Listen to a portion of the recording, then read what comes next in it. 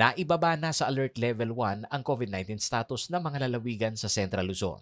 At kasabay nito ay otomatiko na rin na lifted ang extension sa tax payment deadlines na ibinigay ng Bureau of Internal Revenue o BIR. Ito ang kinumpirma ni BIR Revenue Region 4 Director Joseph Catapia sa unang araw ng implementasyon ng Alert Level 1. With this Alert Level 1, everything will be in its normal deadline as far as payment of taxes as well as filing of returns is concerned. Okay?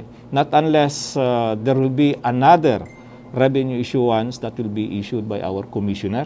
Pagbibigay linaw umano ito sa naunang BIR advisory na inilabas ni BIR Commissioner Cesar Dulay nitong January 5. Nakasaad sa advisory na ang isang buwang extension ng pagbabayad ng buwis ay para lamang sa mga nasa Alert Level 3. Kaya ngayon na bumaba na sa Alert Level 1 ang estado ng lalawigan sa rehiyon, ay balik na rin sa normal ang kanilang deadline. Kasabay naman ng pagpapairal ng Alert Level 1 ay ang pagbabalik ng 100% operasyon ng tanggapan ng BIR RR4 dito sa siyudad ng San Fernando. Obligado na umanong pumasok ang higit 800 empleyado ng BIR RR4 sa lahat ng 9 na Revenue District Office nito sa rehiyon. Puwera na lamang ang 2 Revenue District Office dito sa area ng Cabanatuan at Talavera sa Nueva Ecija na nasa Alert Level 2. With the exception of the 2 RDOs of Nueva Ecija, 23A Talavera and 23B Cabanatuan. Okay?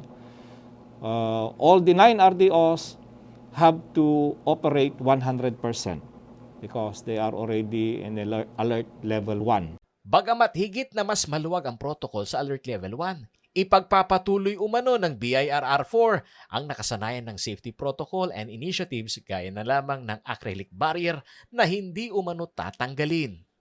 Well, this is already permanent. Okay? But yung mga acrylic na yan, well, we can remove it, but hindi pa siguro sa ngayon. We don't know yet what's next.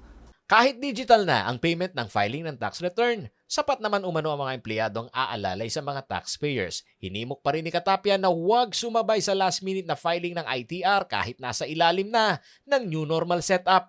Wala umanong extension ang April 15, ngunit mas maiging maging maagap sa pag-file upang hindi makompromiso ang physical distancing na mananatiling health protocol sa mga gusali ng BIR Revenue District. Paolo G. Santos, CLTV News.